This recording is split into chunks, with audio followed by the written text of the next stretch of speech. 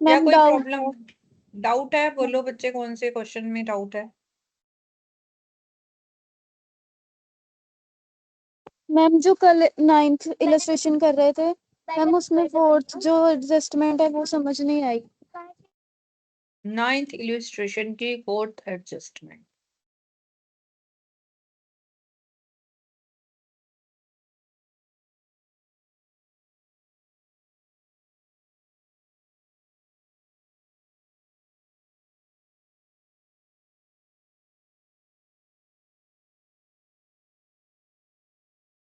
ये आप कह रहे हो इसकी fourth, sundry debtor include 4,000 as due from Trivedi, sundry creditor include 7,000 payable to him, यही कह रहे हो? Yes ma'am. अर्चना मुझे एक बात बताओ, अर्चना ही बोल रहे हो ना आप? Yes ma'am. अर्चना मुझे एक बात बताओ, मैंने आपके 4,000 रुपए देने हैं, ठीक है, और आपसे मैंने 7,000 रुपए लेने हैं, ठीक है? Yes ma'am. क्या क्या करूं मैं अब? क्या नेट नेट बैलेंस क्या होगा? मैम फिर आप 3,000 ले लोगे, हाँ, 4,000 नहीं लोगे? 4,000 आपने भी लेस कर दिए, 4,000 मैंने भी लेस कर दिए। Yes ma'am. तो जो कम होता है वो लेस कर दो, डेटर में से भी और क्रेडिटर में से भी। मैम 3,000 लेस करेंगे? 4,000 बेटा, 4,000, 3 तो बचाने हैं ना। जी ओके मैम। ठीक है, 4,000 आपके डेटर में भी खड़ा है, 4,000 आपके क्रेडिटर में भी खड़ा है, और एक ही बंदे के हैं। तो ओके जो, मैम। क्योंकि 7 तो लेस कर नहीं सकते, 7 को 4 में से कैसे लेस करोगे? तो जो लेस होता है वो दोनों में से लेस कर देते हैं, ठीक है? Okay ma'am. हाँ जी, कोई और डाउट इसके अलावा? मैम नेक्स्ट क्वेश्चन में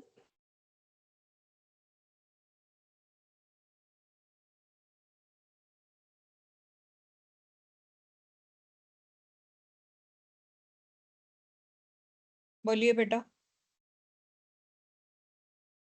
मैम 4th एडजस्टमेंट कमीशन वाला पॉइंट। ये इसमें 10th में, यस मैम। इसमें तो फर्स्ट एडजस्टमेंट क्लोजिंग स्टॉक है।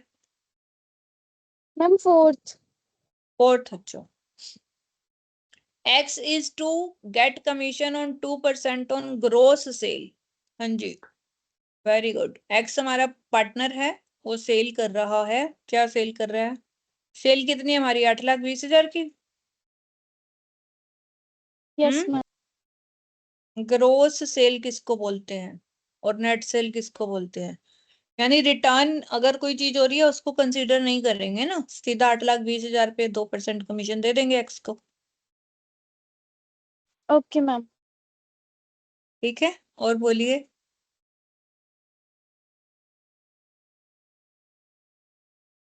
हाँ जी, और कोई डाउट बेटा? हाँ जी, चलें आगे मैम फिर। 11 में 11th इलस्ट्रेशन करवा दो। करवा दूं पूरा? Yes ma'am. मैम इसके एडजस्टमेंट आधी समझ नहीं आई, और मैम जो वर्किंग नोट पीछे अकाउंट बनाए हुए हैं वो भी नहीं समझ आए। बाकियों ने कुछ किया नहीं क्या? एक ही बच्चे ने पढ़ाई की है। हाँ, फिर जब रिजल्ट आता है तो हम देखते हैं कि ये क्या आएगी, बच्चा पास हो रहा है भाई। कहाँ सोए हुए हो बाकी सब?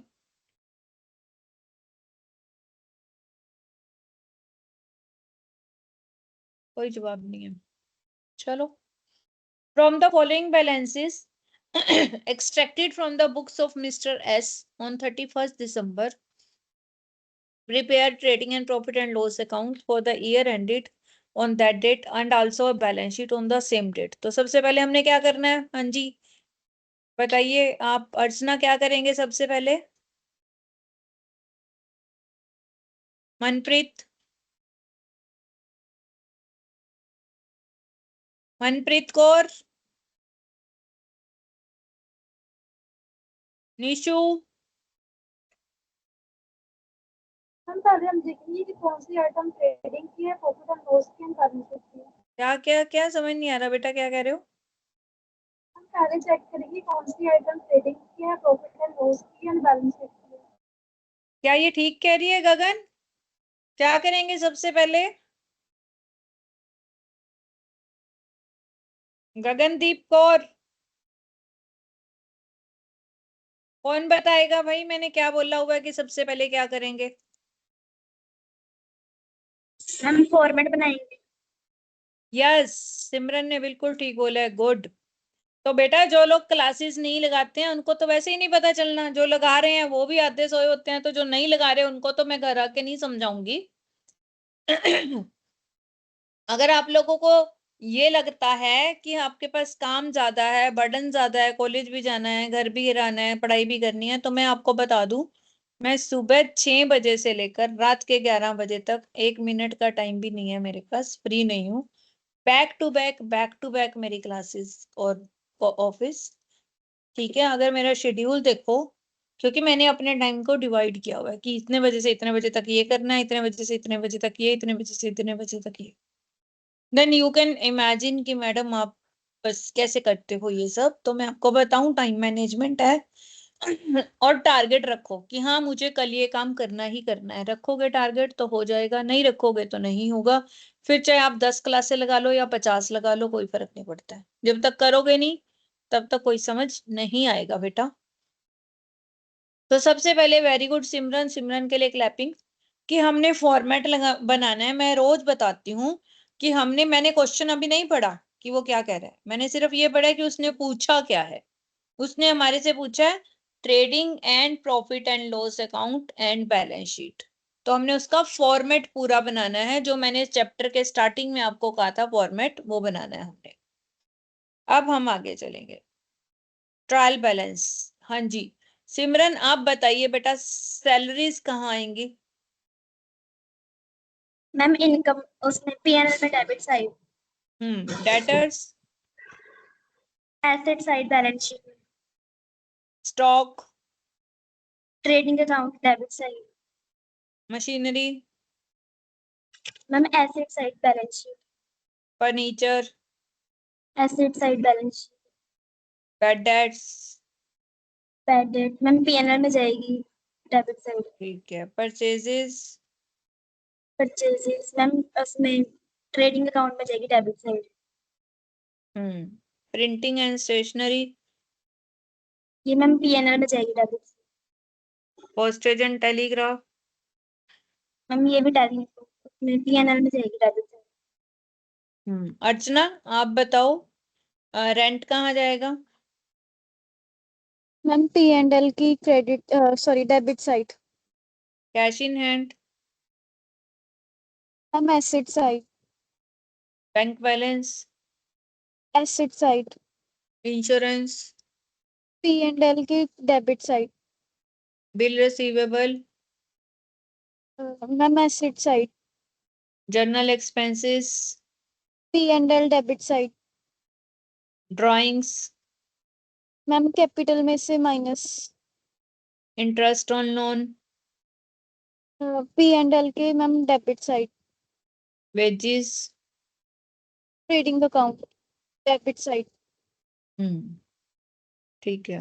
अब कृतिका आप बताओ आगे बेटा, सेल्स कहाँ आएंगी? Ma'am trading credit side. और 8% loan from mister Kumar, ma'am liability side balance sheet. Provision for bad debt, ma'am PNL. Bill payable, bills payable ma'am ये liability side. Outstanding salaries, ma'am PNL debit side. Poonam outstanding salaries कहाँ आएंगी?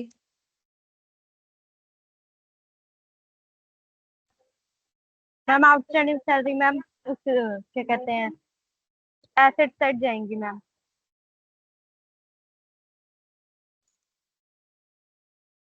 अर्पिता कहाँ जाएंगी? Outstanding salaries. हाँ जी सिमरन बताओ। Ma'am liability side जाएगी। Yes बेटा, ये जो है ना तो प्रॉफिट एंड लॉस में जाएंगी क्योंकि ये ट्रायल बैलेंस में दी हुई हैं। अगर ये हमें एडजस्टमेंट में दी होती तब ये प्रॉफिट एंड लॉस में जाती, नहीं तो ना जाती। और एसेट तो ये हो ही नहीं सकती क्योंकि हमारी आउटस्टैंडिंग है, लाइबिलिटी है, हमने देने हैं, लेने थोड़ी ना है। तो ये आपकी लाइबिलिटी साइड में जाएगी। हाँ जी Simran, capital account. Ma'am liability. Creditor. Liability side. ठीक है। अब पहला है आपका क्लोजिंग स्टॉक है आपका, कॉस्ट प्राइस 50,000, मार्केट वैल्यू 40,000। तो क्या करें इसका? 40,000 हम 40,000 लेंगे। 40,000 क्यों लेंगे?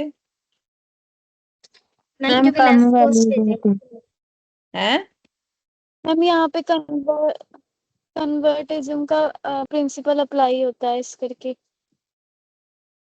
और कोई बताएगा? मैम क्योंकि ਆਪਾਂ ਕੋਸਟ ਪ੍ਰਾਈਸ ਤੇ ਮਾਰਕੀਟ ਪ੍ਰਾਈਸ ਤੋਂ ਜਿਹੜਾ ਲੋਅਰ ਪ੍ਰਾਈਸਿੰਗ ਆਪਾਂ ਉਹ ਲੈਣੀ ਆ।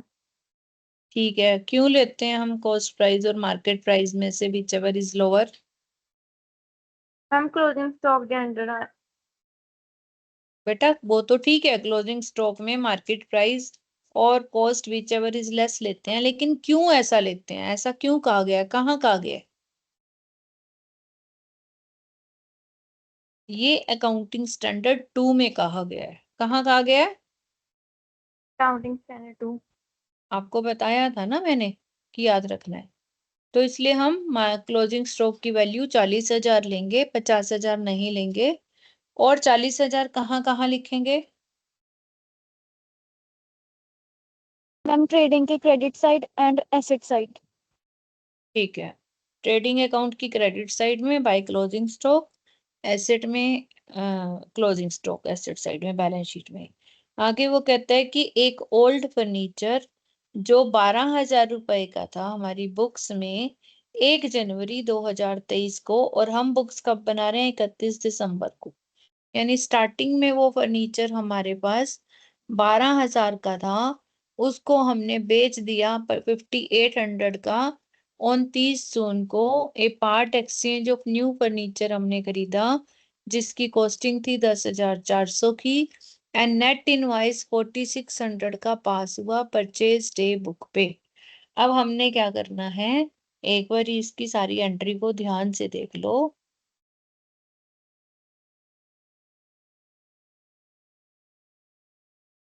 आपका फर्नीचर 1 जनवरी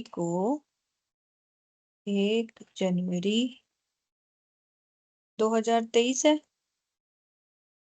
फर्नीचर कितने का था भाई? मैम 12,000। 12,000। बिका कौन सी डेट को है? कौन सी डेट को बिका है? मैम 30 जून 23। 30 जून को बेचा है। उसके बदले हमने एक नया फर्नीचर खरीदा है जो 10,400 का था। ओके, 30 जून 2023 को हमने एक नया फर्नीचर ले लिया। कितने का? 10,400 का। इसको क्या करेंगे? ऐड करेंगे क्योंकि नया फर्नीचर है ये। ठीक है, हाँ जी समझ आई। Yes ma'am. और हमने जो सेल किया है वो कितने का सेल किया है? 5,800 का। ओके, 5,800 का हमने सेल किया है। 10,400 का हमने खरीदा था। 1 मिनट, 10,400 का आपने नया फर्नीचर खरीदा, 5,800 का आपने पुराना बेचा। तो अब कितने पैसे दोगे आप? This minus this. 4,600 का नया दोगे आप? 4,600 का दोगे यस ना? मैम। ठीक है। अब वो कह रहा है कि इसको आपने परचेज डे बुक में डाल दिया। चलो जी, सारी कहानी खत्म होगी। हम फर्नीचर के बारे में सोच रहे हैं, फर्नीचर तो उसने सारा कुछ ठीक किया है। तो हमने आना था हमारा क्या? 4,600 का, और हमने डाल दिया क्या? एंट्री क्या करनी थी? Furniture debit. और हमने एंट्री क्या कर दी? हाँ जी, परचेज परचेज डेबिट। डेबिट। अब इसको ठीक करने के लिए एंट्री क्या होगी? Furniture debit to purchase. क्या एंट्री होगी? हाँ जी बोलो। Furniture debit to purchase. तो फर्नीचर में आप 4600 ऐड कर दोगे और परचेज में से 4600 लेस कर दोगे। ये बात समझ आ गई आप लोगों को? Yes ma'am. हम्म। अब आगे देखो, वो कहता है कि sale include 36,000 hire purchase sale. Higher purchase sale price are determined after adding 25% on higher purchase price. 30% of the installments has not fallen due yet. Profit or loss on higher purchase sale is shown to be in profit and loss account. Okay. सबसे पहले ये देखो कि आपने कितने की higher purchase cell की? 36,000 की हायर परचेज की सेल, ठीक है। उसमें 25% जो है ऐड करने के बाद किया। तो जो मैंने आपको क्वेश्चन बताया था कि 100 वाली चीज आपने 125 में दी है, तो जो चीज आपने 36,000 में दी है वो कितने की होएगी, ये निकालना है एक्स। ये इक्वेशन समझ आई आपको? हाँ। Yes ma'am. हाँ जी बच्चे, ये मैंने कल भी बताया था, समझ आया? अब हम क्रॉस मल्टीप्लाई करेंगे तो x की वैल्यू क्या आ जाएगी? x की वैल्यू आ जाएगी यहाँ पर is equal to 36,000 into 100 divided by 125। तो 28,800 उसकी कॉस्ट है। हम हमेशा कॉस्ट पर लेते हैं।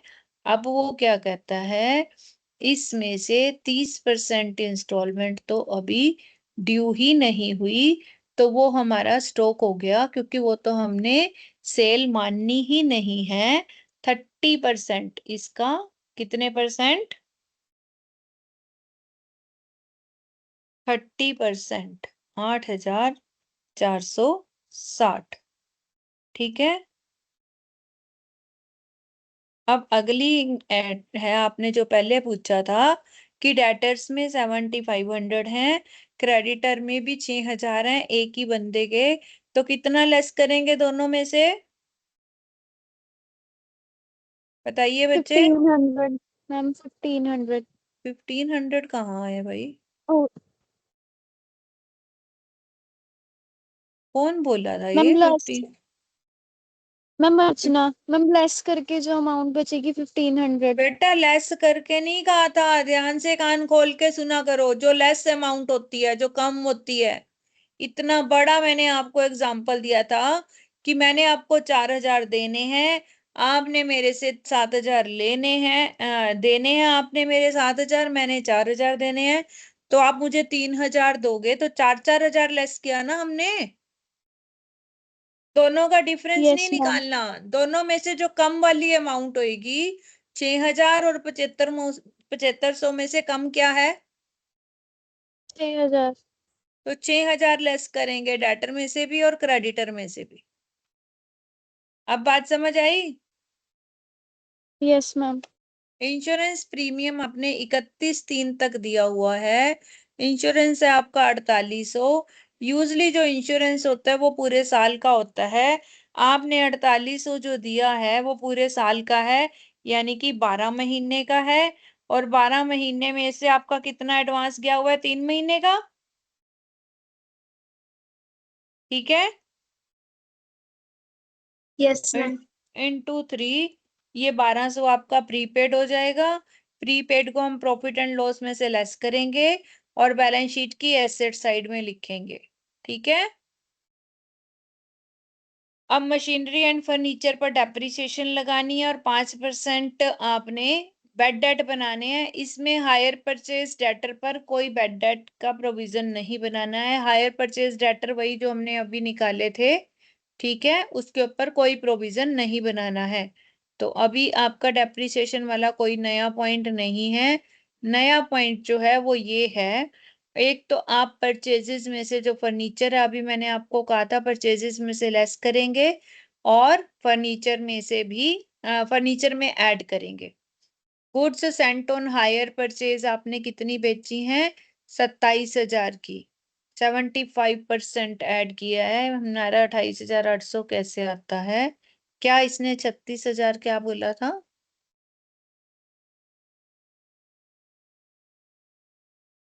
कॉस्ट है क्या 36,000? Sales include 36,000 hire purchase sale. Hire purchase price are determined, इसका मतलब ये हमें कॉस्ट दी हुई है 36,000 रुपए की, पर 36,000 कॉस्ट कैसे हो सकती है?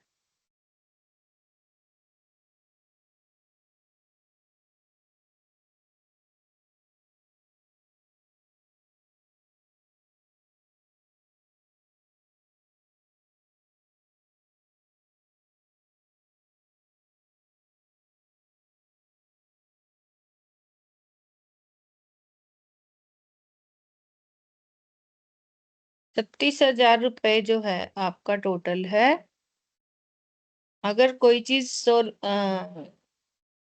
इसने अच्छा हाँ ठीक है ठीक है ठीक है। 36,000 में 25% जुड़ा हुआ है। इसका 75%, ये जो है after adding 25% on higher purchase price. On higher purchase price का मतलब क्या है कि 36,000 के ऊपर 25% जोड़ना है, ना कि 100 के ऊपर। यानी कि 125 के ऊपर 25% जोड़ना है। 125 का 25% करेंगे तो ये आएगा सीधा 36,000 का 25% ही करेंगे यहाँ तो, फिर और कुछ नहीं करेंगे, क्योंकि सीधा वो कह रहा है इसका ही 25% करना है हमने, और कुछ नहीं करना है। जो इनवॉइस प्राइस है उसका 25%, यानी 36,000 का 25%, 36,000 का 25% कितना बन जाता है? 9,000। 9,000 लेस कर दिया, 27,000 रुपए की आपकी गुड्स आ गई, और 27,000 रुपए की कॉस्ट है। तो मैंने आपको बोला था या तो इसको 27,000 को परचेजेस में से लेस कर दो, या फिर इधर लिख दो। जैसे कंसाइनमेंट वाली चीज होती है ना, समझ लो आपने कंसाइनमेंट पे माल भेज दिया।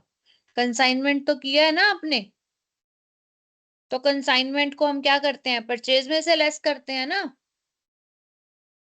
हाँ जी। तो इसलिए इसको हम यस मैम। परचेज में से लेस करेंगे, रादर देन आप इसको क्रेडिट साइड में लिखो। बट बात एक ही है, ज्यादा फर्क पड़ता नहीं है, क्योंकि मैंने आपको कहा था फ्री सैंपल और charity, drawings, abnormal loss, consign goods Saint on consignment, ये सब आपका परचेजेस में से लेस होता है, तो goods Saint on hire purchase भी लेस हो जाएगा। अब यहाँ देखो आपने करना क्या है, ये ओल्ड प्रोविजन को इसने सीधा यहाँ लिख दिया, बैड डेट यहाँ लिख दिया, postage, Telegram, rent, prepaid insurance less कर दिया, जर्नल एक्सपेंसेस, इंटरेस्ट। अभी हमने इंटरेस्ट का निकाला था, ये आपका कैसे निकालेंगे ये ध्यान रखो। जब आपको क्वेश्चन के अंदर कोई भी ऐसा पॉइंट दिया हो तो उसके ऊपर ध्यान रखना होता है। कैसा? जैसे ये दिया हुआ है, ये बीच में लिखा हुआ है ना, डेट भी लिखी हुई है और रेट भी लिखा हुआ है। इसका मतलब आपने 1 जुलाई को लिया लोन, तो 1 जुलाई का क्या बनता है? 6 महीने बनते हैं। तो 60,000 पे 8%, 6 महीने का ब्याज लगेगा। 60,000 रुपए का आपने लोन लिया है, इसका 8% इंटू 8/100, ये आ गया पूरे साल का। और हमने तो 1 जुलाई को लिया है ना, तो 6 महीने का ब्याज लगेगा, तो इसका हाफ हो जाएगा। 2,400 रुपये ब्याज आना चाहिए हमारा लोन पे, क्योंकि हमारा क्रेडिट साइड पे है, लाइबिलिटी है, हमने इंटरेस्ट देना है। अब ये देखो कि इसने ये ट्रायल बैलेंस में इंटरेस्ट ऑन लोन कहीं दिया हुआ है?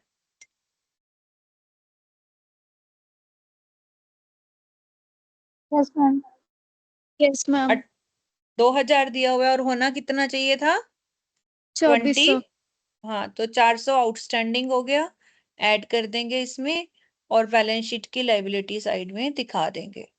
लॉस ऑन एक्सचेंज जो हमारा हुआ था, देखो उसने क्या कहा था हमें, 5,600 का लॉस हुआ है। क्यों लॉस हुआ है? क्योंकि जो उसने बोला है हमें अपनी यहाँ पर ये वाला सेल किया था इसने, 12,000 की आपकी बुक वैल्यू थी, उसको बेचा है 5800 में, ठीक है। लेकिन 12 और कब बेचा है? 1 जनवरी 2023 को फर्नीचर।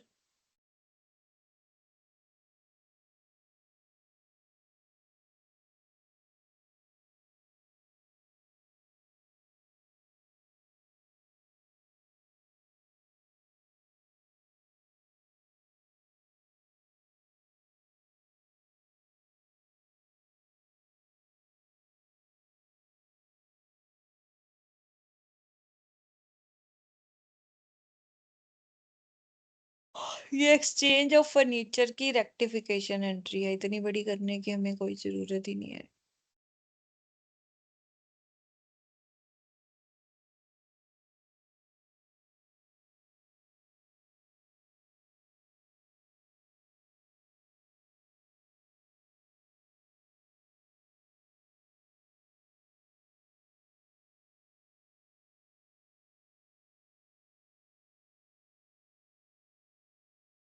यहां से ही निकाला इसने लॉस ऑन एक्सचेंज।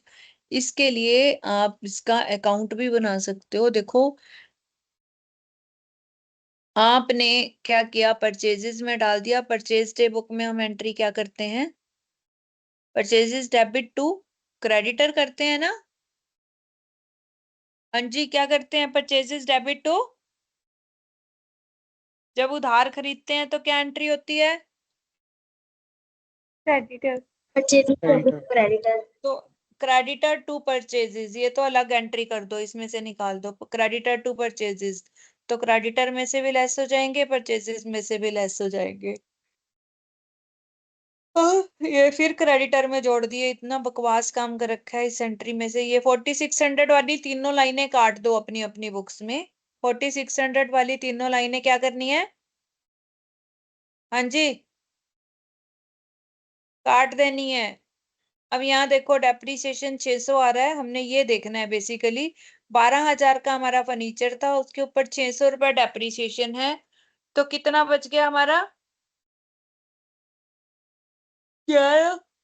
11,400 की चीज हम 5600 में दे रहे हैं, तो जो डिफरेंस आएगा वो हमारा क्या हो जाएगा? लॉस। अब 600 का डेप्रीसिएशन भी देख लो कहाँ से आया है इसका। 6/12 को कह रहा है ना ये, 6/12 कह रहा है, ऊपर भी 6/12 कह रहा है।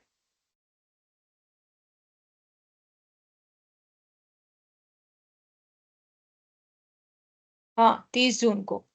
अब देखो नीचे फर्नीचर पे डेप्रिसिएशन कितना है बच्चे? 10%। 1 जून को, 1 जनवरी को आपके पास एक फर्नीचर पड़ा था 12,000 रुपए का, ठीक है। अब 12,000 पे 30 जून तक उस पे डेप्रिसिएशन लगाओगे कि नहीं लगाओगे? हाँ जी, बोलो बेटा। अर्चना, यस। डेप्रिसिएशन लगाओगे? 12,000 रुपए की चीज है, देखो मैं बताती हूँ आपको इसका।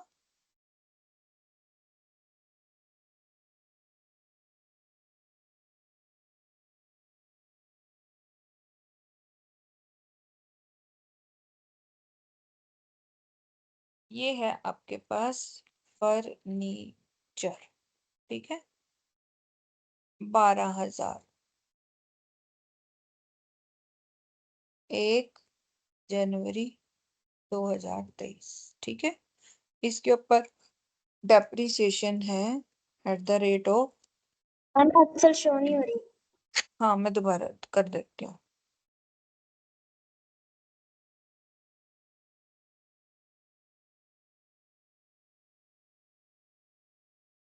अब हो रही है शो? Yes ma'am. अब देखो 1 जनवरी को आपके पास फर्नीचर पड़ा था 12,000 का, ठीक है। और जो आपका डेप्रिसिएशन है वो है 10%। 30 जून को, अब देखो आपने हलचल करी, ये देखा डेट देखा करो, हलचल कब करी? 30 जून को 2023 को। क्या किया? फर्नीचर सेल कर दिया। तो सेल करने से पहले हम डेप्रीशिएशन लगाएंगे 12,000 के ऊपर। कितना डेप्रीशिएशन लगेगा? 10%। कितने महीने का? 6 मंथ का। अगर पूरे साल का 1200 है तो 6 मंथ का कितना हो जाएगा? 600। तो 12,000 में से हम 600 डेप्रीशिएशन लेस करेंगे और इस डेप्रीशिएशन को कहाँ लिखेंगे? प्रॉफिट एंड लॉस में। कहाँ लिखेंगे? Profit and loss. हाँ, प्रॉफिट एंड लॉस में जब डेप्रीशिएशन लिखेंगे तो वहां पर हम 12,000 का डेप्रीशिएशन भी ऐड कर देंगे। 600 यहाँ देखो, ये रहा आपका डेप्रीशिएशन मशीन एंड फर्नीचर। ये 600 ऐड कर रखा है इसने। हाँ, हाँ जी बच्चे, यस समझ मैम। रही है? Yes ma'am. ठीक है। अब वो क्या कह रहा है हमें कि आपने जो 12,000 का फर्नीचर सेल किया है वो 5800 में सेल किया है। कितने में सेल किया है? 5800 में सेल किया है आपने। तो दिस माइनस दिस कितना हो गया? 5600। ठीक है। इसके बदले अब आपने यानी ये तो आपका क्या हो गया? लॉस हो गया। क्या हो गया ये? ये क्या है आपका? Sale price. और ये क्या बचेगा फिर आपका? लॉस। क्या बचेगा? लॉस। तो अब देखो 5600 का लॉस आ रहा है, loss on sale of furniture.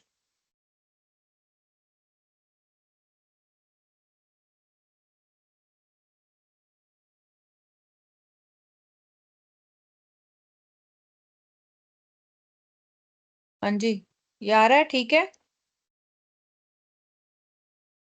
Yes. समझ आया ये? हाँ जी। Yes ma'am. अब आप देखो, हमने आगे भी डेप्रिसिएशन लगाना है, वो कैसे लगाना है? इस पे तो सीधा लग जाएगा 30%। फर्नीचर का हो रहेगा। फर्नीचर की हमें निकालनी पड़ेगी वैल्यू। कैसे निकालेंगे हम? ओल्ड फर्नीचर, टोटल फर्नीचर 23,400 का है, उसमें से 10,400 का हमने सेल कर दिया। 10,400 का लेके आए हैं ना हम नया फर्नीचर, वो लेस कर दो ना। ठीक है। तो ओल्ड फर्नीचर पे तो 10% लग जाएगा। बच्चे, आपका एंड में फर्नीचर कितना बच रहा है? 83,400 का इसने ट्रायल में दिया है। कितने का दिया है? ये रहा आपका 83,400 का।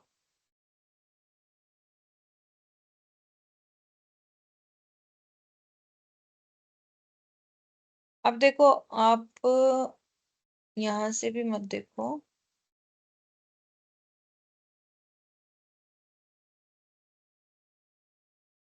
ये फर्नीचर दे रखा है 85,000 का, दे रखा है आपको। हम्म। Yes ma'am. अगर हम इसकी रिवर्स कैलकुलेट करें, 85,000 का हमें दे रखा है, अभी डेप्रिसिएशन हमने लगाया नहीं है। ठीक है। इसमें हमने लिया था 10,400 का, नया लिया था। ठीक है, वो माइनस कर देंगे। ओपनिंग निकालना है ना हमने। Yes ma'am.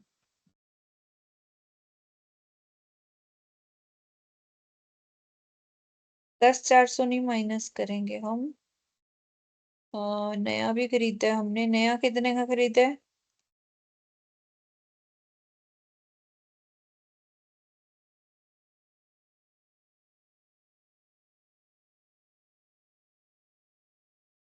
कौन सी डेट को सेल किया इसने?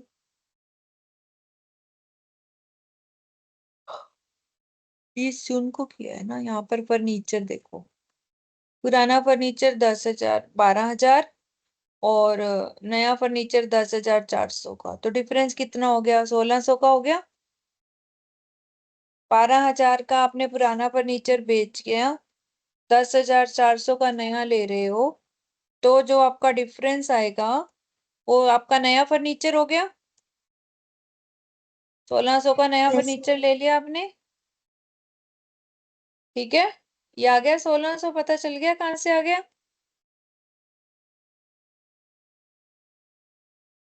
Yes ma'am. अब इस 1,600 को जो नया फर्नीचर लिया उसको एडजस्ट करेंगे ना अपनी बैलेंस शीट में। देखो 85,000 का आपका टोटल फर्नीचर है, 1,600 का आपका नया फर्नीचर है, तो पुराना कितना हो गया? 83,400। फिर इस पे डेप्रिसिएशन लगेगा, डेप्रिसिएशन लगेगा आपका 10%, लेकिन पूरे पे नहीं लगेगा। इसके फिर दो हिस्से करेंगे। इसमें से 10,400 का तो हमने ना 30 जून को लिया है, तो पुराना कितना था? 73,000 का हो गया। हाँ जी, पुराना कितना हो गया? 83,400 में बेटा 10,400 का तो नया फर्नीचर है ना आपके पास, जो नया लेके आए हो। Yes ma'am. तो 10,400 पे तो 6 महीने का डेप्रिसिएशन लगेगा, और बाकी 73,000 पे पूरे साल का लगेगा। यही इसने इधर दिखाया है नीचे।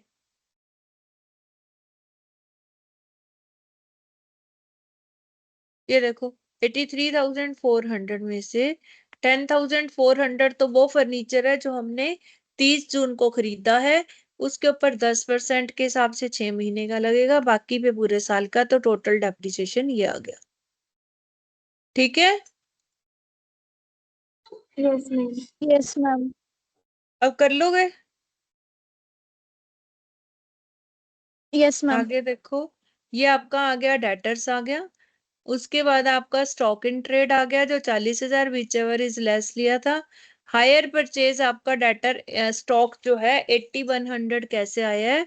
अभी हमने निकाला, ऊपर देखा था ना 36,000 रुपए का था, हमने बेचा सामान, कितने का बेचा था? 36,000 रुपए का, और उसके ऊपर 25% हमने जोड़ के दिया था, यानी कि उसमें से 25% यानी 9,000 लेस करेंगे, तो आपका 27,000 रुपए का सामान आपने बेचा हुआ है।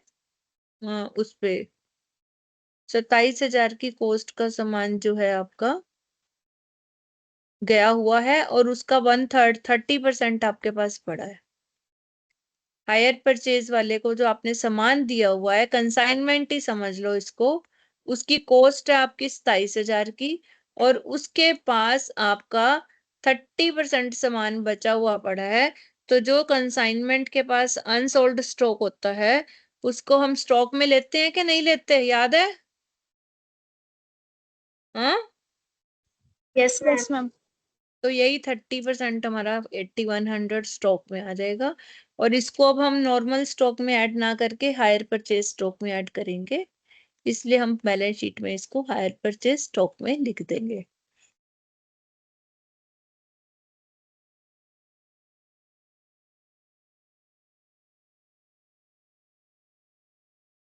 ये आपका हायर परचेज स्टॉक आ गया।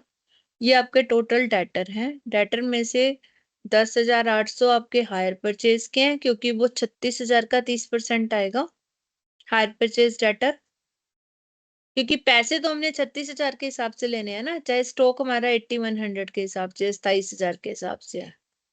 सेट ऑफ जो 6,000 7,000 वाला डेटर क्रेडिटर का था वो लेस कर देंगे, फिर प्रोविजन फॉर बैड डेट जो भी हमने बनाया वो लेस कर देंगे, और ये लेस मतलब नेट बन जाएगा आपका।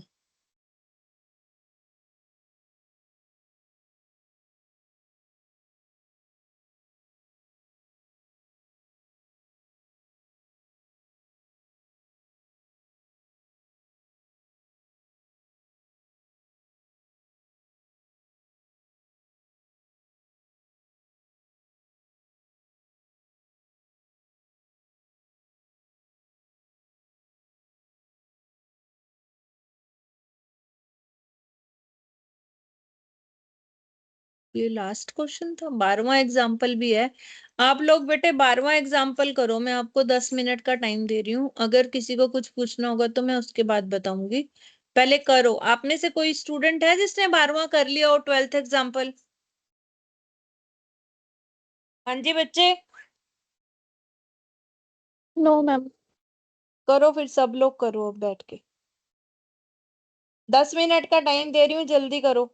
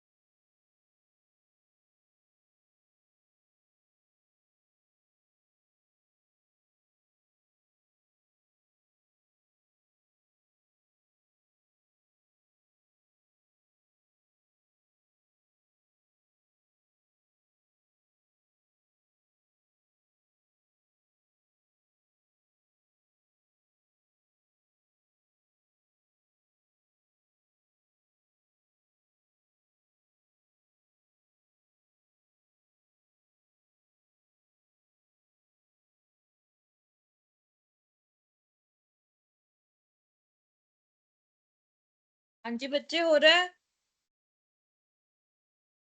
कर रहे हो कि नहीं कर रहे? कर रही है।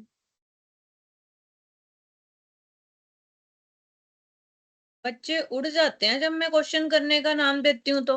ये क्या बात हुई भाई? कर हाँ, मैम।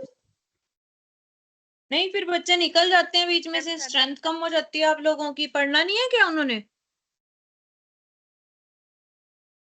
आगे से मैंने एब्सेंट लगा देनी है जो बच्चा छोड़ के जाएगा ऐसे।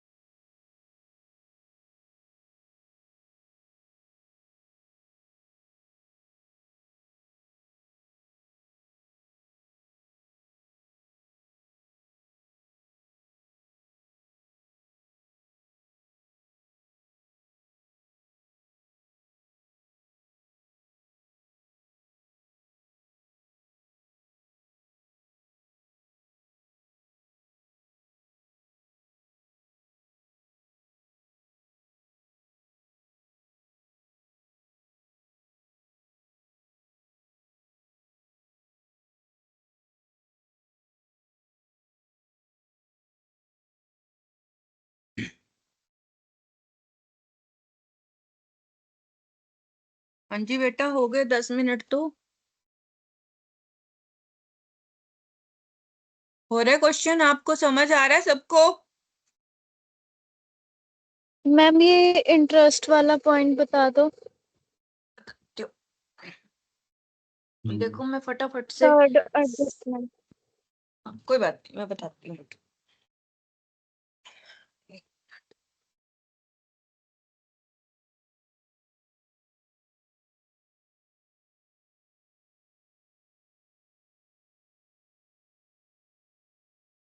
देखो हमने फाइनल अकाउंट्स बनाने हैं। सबसे पहले हमने फॉर्मेट बनाना है trading and profit and loss account का। परचेजेस सेल्स हमें पता है कहाँ आएंगी। इंटरेस्ट हमारा डेबिट में जो भी है वो प्रॉफिट एंड लॉस की डेबिट साइड में आ जाएगा। डेटर एसेट में सस्पेंस अकाउंट, क्योंकि डेबिट साइड में लिखा हुआ है इसका मतलब कहीं ना कहीं गलतियां हुई हैं, वो हम एडजस्टमेंट में देखेंगे, रेक्टिफिकेशन ऑफ एरर बनाएंगे, सस्पेंस का अकाउंट बनाएंगे।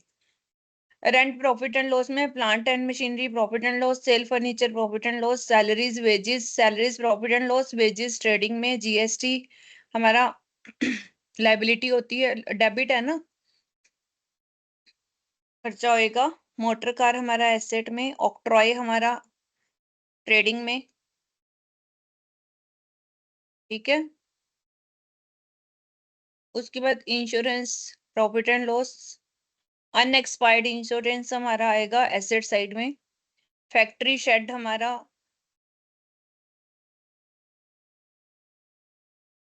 एसेट्स में, बिल रिसीवेबल एसेट्स में, पेटेंट एसेट्स में, सेल रिटर्न सेल में से लेस करेंगे।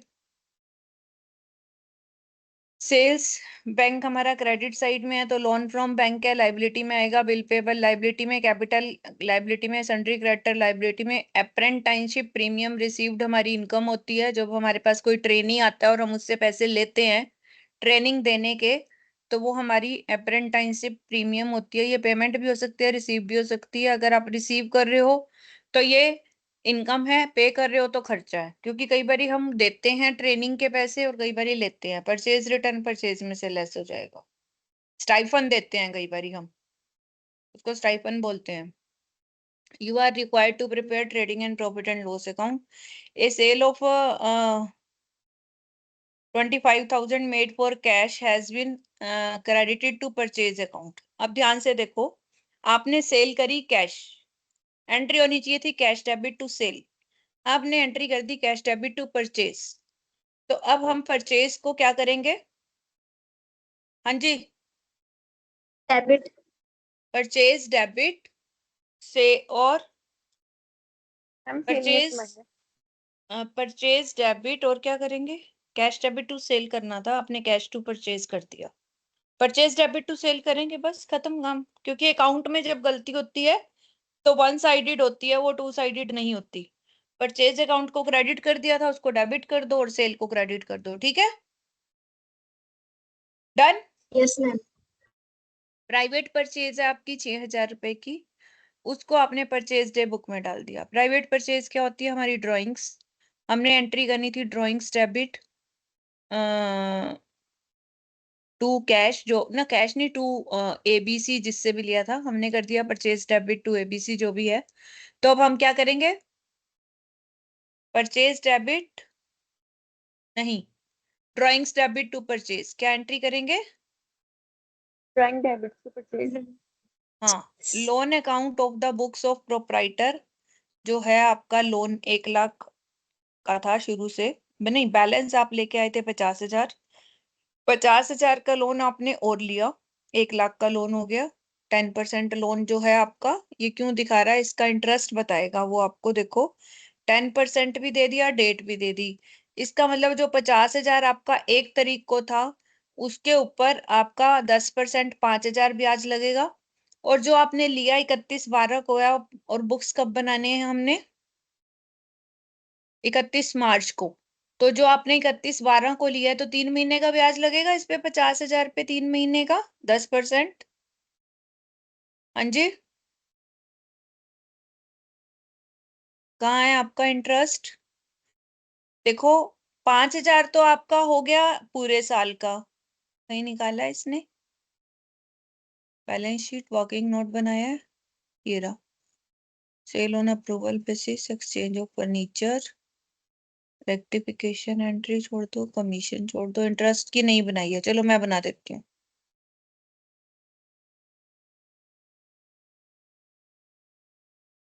इसने आपकी ट्रायल में इंटरेस्ट कितना दिया हुआ है, पहले ये देखो। 8,000 दिया हुआ है, देख रहे हो आप? हाँ जी, यस मैम। आपका 50,000 का यस जो, मैम। आपका जो 50,000 का लोन था, वो आपने कब लिया था? ओपनिंग बैलेंस था ना 50,000 तो, और 50,000 आपने लिया 31/12 को। तो इस पे तो 10, पहले वाले पे तो 10% पूरा लगेगा 5,000, और दूसरे वाले पे आपका लगेगा 5,000 तो है ही उसका, उसका 3 महीने का लगेगा। 5,000 इंटू 3/12 कितना हो गया ये?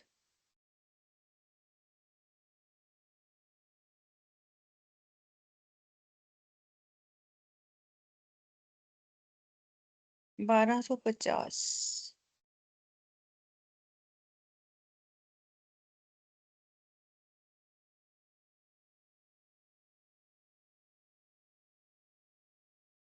आउटस्टैंडिंग -3,000।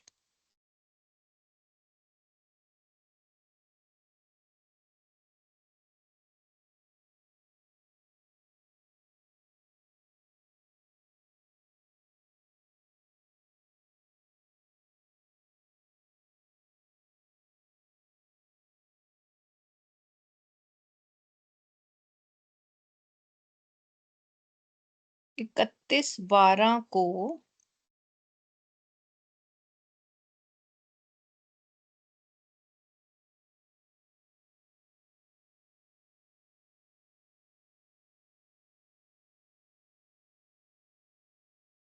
अच्छा, जो ये 8,000 दिया हुआ है ना,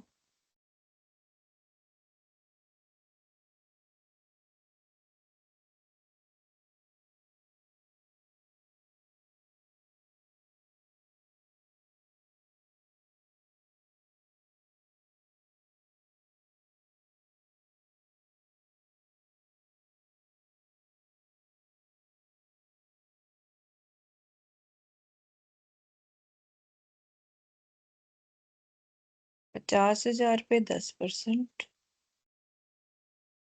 5,000,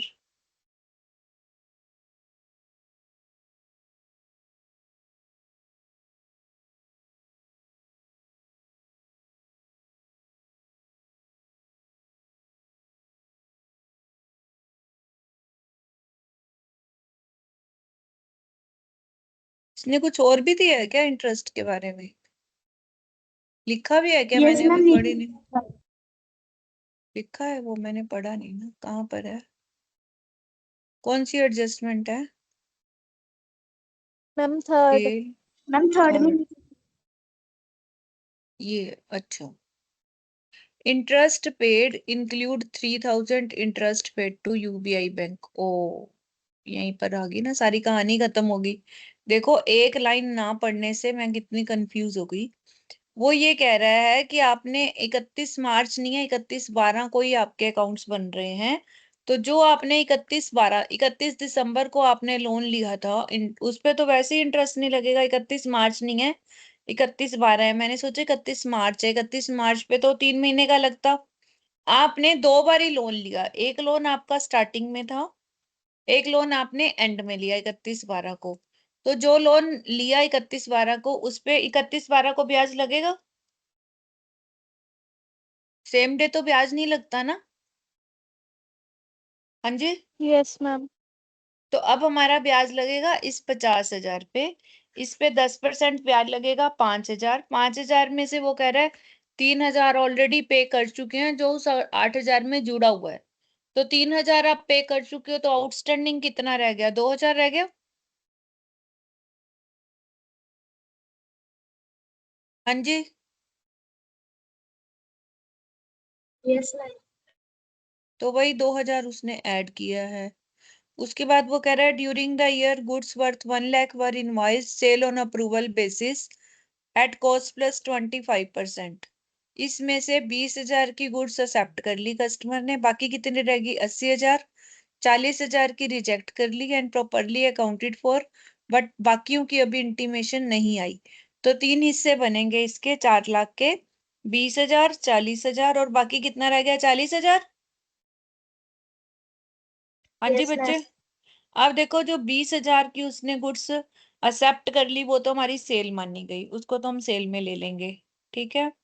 जो 40,000 रुपए की उसने रिजेक्ट कर दी, उसमें 25% हमने अपना प्रॉफिट जोड़ा हुआ था, लेस करके 30,000 हम अपने उसमें ले लेंगे।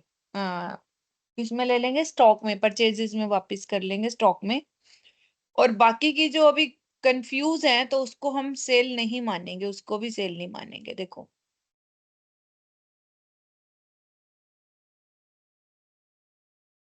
ये sale on approval basis less less कर देंगे जो उसने रिजेक्ट करी हमारी।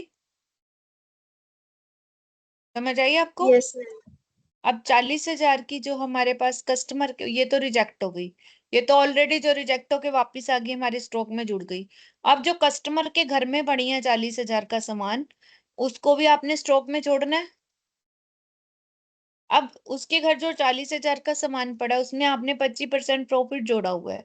तो इसका मतलब उसका प्रॉफिट अगर हम माइनस करेंगे, तो कितना रह जाएगा? बाकी 32,000 उसकी कॉस्ट हो गई।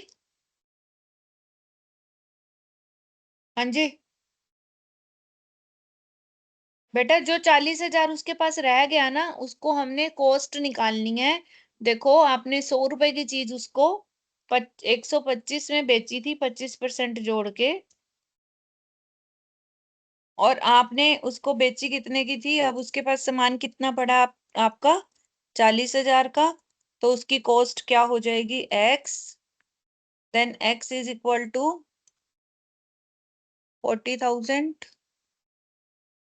इंटू 100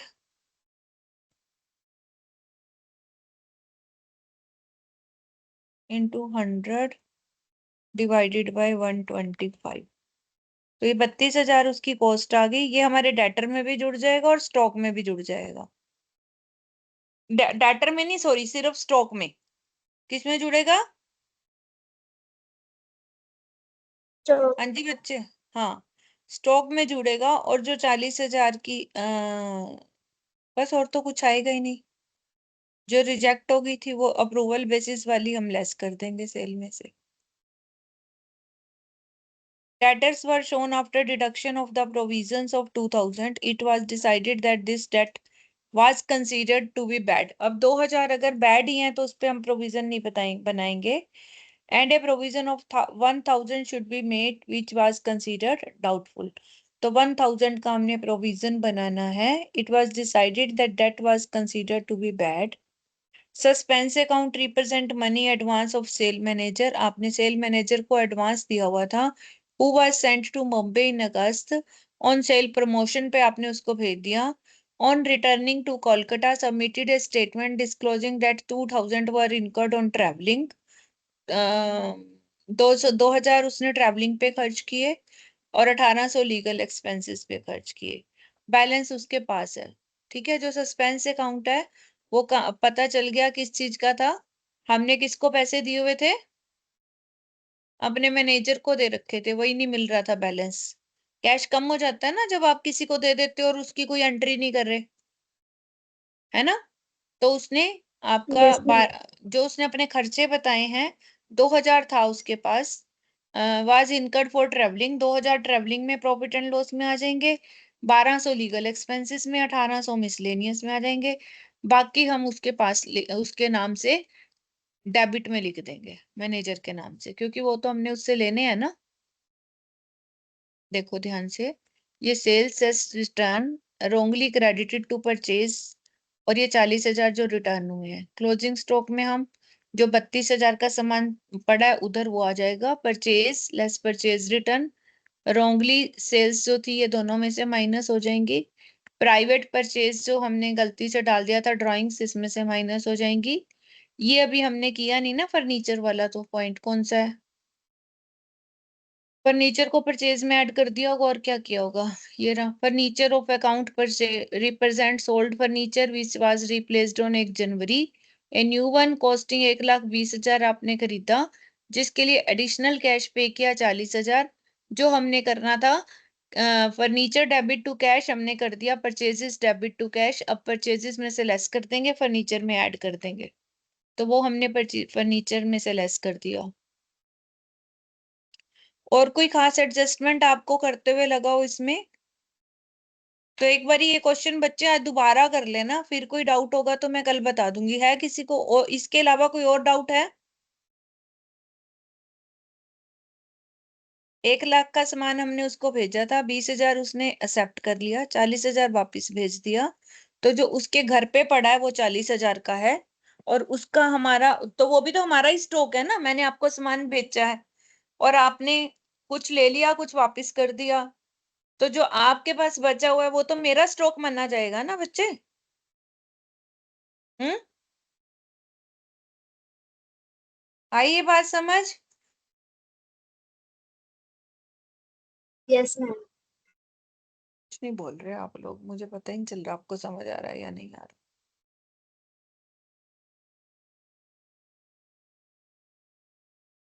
नेक्स्ट हमने करना है preparation of financial statements of non profit organisations. Non profit organisations होते हैं बच्चे जो प्रॉफिट के लिए नहीं बनाए जाते, जो सोशल सोसाइटी के लिए बनाए जाते हैं। मैं फटाफट इसकी थ्योरी थोड़ी आज करवा देती हूँ। और इसमें जो आते हैं वो आते हैं आपके ये educational institutions, public medical organisation जिसको हम डिस्पेंसरी बोलते हैं, social club, charitable trust, trade union, cultural club like Rotary club, Lion club, religious institutions, ये सब आते हैं। फीचर्स आप पढ़ लेना। आइटम्स जो हैं हमने देखनी है क्या क्या होती हैं, इनकी इनकम कहाँ से होती है, इनके खर्चे कहाँ पर होते हैं।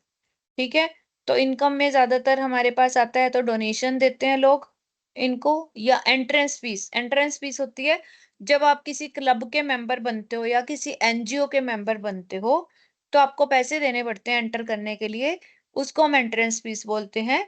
सब्सक्रिप्शन होती है कि आपको हर महीने कुछ ना कुछ पैसे जमा कराने होते हैं, एक तरह से मंथली जैसे हम कहते हैं उसका मेंबरशिप फीस कह सकते हैं, वो सब्सक्रिप्शन बोलते हैं उसको, या एनुअल करानी होती है तो उसको सब्सक्रिप्शन बोलते हैं। ग्रांट मिल जाती है किसी ना किसी कंपनी से। ठीक है, और खर्चे होते हैं इनके कहाँ कहाँ पर होते हैं खर्चे, बेसिकली आपको ये पता होना चाहिए। जैसे कोई स्पोर्ट्स क्लब है तो उसका खर्चा कहाँ पर होगा, अपकीप ऑफ ग्राउंड्स, जो जहां पर खेलते हैं लोग उसको। जैसे आपने अगर यहाँ पर क्रिकेट क्लब देखा हो कोई, पीसीए देखा है किसी ने आप में से, चंडीगढ़ वाला, मोहाली वाला? स्टेडियम टीवी में तो देखे होंगे जहां पर मैच होते हैं। Yes ma'am. तो वो क्लब्स के इनके ही होते हैं, नॉन प्रॉफिट ऑर्गेनाइजेशंस के ही होते हैं। तो फिर उसको मेंटेन भी तो रखना पड़ता है, घर का छोटा सा गार्डन नहीं हमारे से मेंटेन होता, तो सोचो इतने बड़े बड़े गार्डन वो सब मेंटेन रखने पड़ते हैं। टूर्नामेंट करवाने हैं तो उसके खर्चे भी करने पड़ते हैं, प्राइज डिस्ट्रीब्यूशन करनी पड़ती है, इवेंट्स करवाने पड़ते हैं, ये सब खर्चे होते हैं। तो आपको मेनली यही पता होना चाहिए इनकम कहाँ पे होती है, खर्चे कहाँ पे होते हैं। लिगेसी क्या होता है, जैसे कोई पर्सन जाते जाते जिंदगी में अपने एंड टाइम में किसी को, किसी चैरिटेबल इंस्टीट्यूशन को अपना at the time of demise, मरते हुए कुछ दान दे जाता है, बड़ी जमीन दे दी, कुछ दे दिया वन टाइम, उसको लिगेसी बोलते हैं। डोनेशन भी यही होती है कि अगर इंस्ट्रक्शंस के, डोनर के इंस्ट्रक्शन पर हम कोई बड़ी अमाउंट दे देते हैं उसको एंडोमेंट बोलते हैं। लाइफ मेंबरशिप फीस होती है कि जो पूरे, एक बार आपने मेंबर बनना है, एक बार ही फीस देनी है पूरे लाइफ में, एक टाइम फीस देनी होती है, उसको लाइफ मेंबरशिप फीस बोलते हैं। अब सबसे बड़ी इंपॉर्टेंट चीज ये है कि इसकी फाइनेंशियल स्टेटमेंट्स कौन सी होती हैं। जैसे हम अपने अभी तक हमने पढ़ा कि प्रॉफिट एंड लॉस अकाउंट और बैलेंस शीट बनाते हैं, यहाँ पर प्रॉफिट एंड लॉस अकाउंट की क्या जगह क्या बनेगा, इनकम एंड एक्सपेंडिचर अकाउंट क्या बनेगा, इनकम एंड एक्सपेंडिचर। इनकम और and expenditure balance account. Sheet, तो बैलेंस शीट तो बनेगी बनेगी, इसको हम statement of assets and liabilities भी बोलते हैं। एक बनेगा आपका रिसीट एंड पेमेंट अकाउंट, ये कैश की जगह बनेगा। कैश की जगह क्या बनेगा, receipt and payment. Receipt and payment account में। ये समझ लो ये तो सिर्फ कैश अकाउंट ही है। इनकम एंड एक्सपेंडिचर आपका प्रॉफिट एंड लॉस है। ट्रेडिंग अकाउंट होता नहीं इसमें क्योंकि हमने ट्रेड तो करना ही नहीं है, तो ट्रेडिंग हट गया, मैन्युफैक्चरिंग हट गया, प्रॉफिट एंड लॉस एप्रोप्रिएशन हट गया क्योंकि ना तो पार्टनरशिप है इसमें, तो रह क्या गया सिर्फ profit and loss. Profit and loss की जगह बनता है इनकम एंड एक्सपेंडिचर। तो रिसीप्ट एंड पेमेंट हमारा कैश का ऑल्टरनेटिव है। इसमें सेम वही होता है, जो भी पैसा आएगा आपका सारा डेबिट में, ओपनिंग बैलेंस आएगा, और जो भी खर्चे होंगे वो आपके क्रेडिट में, और एंड में फिर बैलेंस निकाल लेंगे। ठीक है, इनकम एंड एक्सपेंडिचर पूरा आपका प्रॉफिट एंड लॉस की तरह है, सारे खर्चे आपके जो हैं वो डेबिट में, रेवेन्यू एक्सपेंडिचर कैपिटल नहीं, और सारी इनकम आपकी क्रेडिट में, और जो प्रॉफिट बचेगा उसको हम सरप्लस बोलेंगे, और अगर लॉस होता है तो उसको हम डिफिसिट बोलेंगे। प्रॉफिट को क्या बोलेंगे, सरप्लस। और लॉस को surplus. Deficit. Deficit. Balance sheet में कोई नई चीज नहीं है, बिल्कुल वैसे ही बनेगी। डिफरेंस आप लोग पढ़ लेना अपने आप, receipt and payment and income and expenditure में क्या फर्क है। देखो रिसीट एंड पेमेंट आपका कैश बुक की तरह होता है, और income and expenditure profit and loss की तरह होता है। ये भी इसके डेबिट में पेमेंट, रिसीप्ट और क्रेडिट में पेमेंटें आती हैं, जबकि इसके डेबिट में सारे खर्चे और क्रेडिट में इनकम आती है। ये कैश बेसिस पे बनता है रिसीट एंड पेमेंट, और क्योंकि जब पैसा आएगा तभी तो एंट्री करेंगे ना, और इनकम एंड एक्सपेंडिचर आपका एक्रूवल बेसिस पे बनता है। ठीक है, इसमें कैपिटल एंड रेवेन्यू दोनों ट्रांजैक्शंस आती हैं, इसमें सिर्फ रेवेन्यू ट्रांजैक्शंस आती हैं।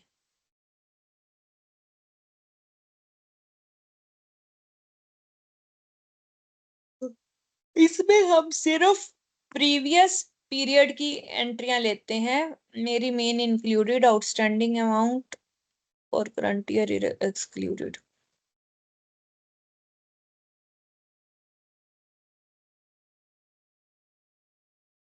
इसमें आउटस्टैंडिंग को नहीं लेते ना, इसमें लेते हैं, बस यही फर्क होता है, बाकी तो वैसे ही लिखा हुआ है। इसमें आउटस्टैंडिंग को नहीं लेते और इसमें लेते हैं।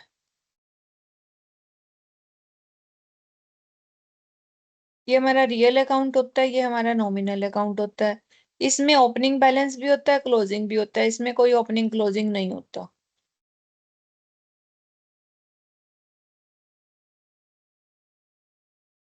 इसमें हम नॉन कैश एक्सपेंसेस को नहीं लेते, जबकि इसमें हम नॉन कैश एक्सपेंसेस को भी लेते हैं।